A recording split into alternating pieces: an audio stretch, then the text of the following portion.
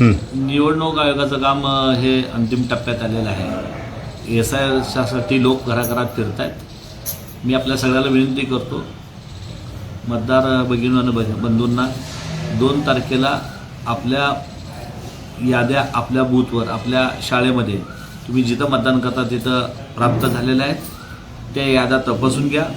तुमचं नाव नसेल तर फॉर्म घ्या आणि फॉर्म घेऊन नाव त्या ठिकाणी येण्याकरता प्रयत्न करा। मी BLA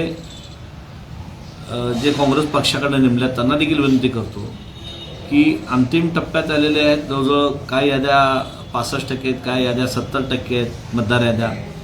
तर हे 100% कसं होईल ह्याचा प्रयत्न सगळ्यांनी करावा। शासनाला, प्रशासनाला मदत करावी।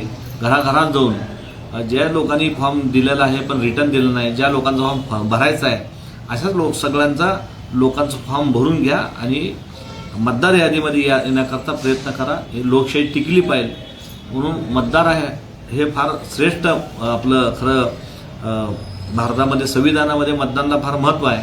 पण विनंती करतो की जास्तीत जास्त 8 तारखेपर्यंत मतदार याद्यामध्ये आपण नाव समावेश करण्यासाठी प्रयत्न करा।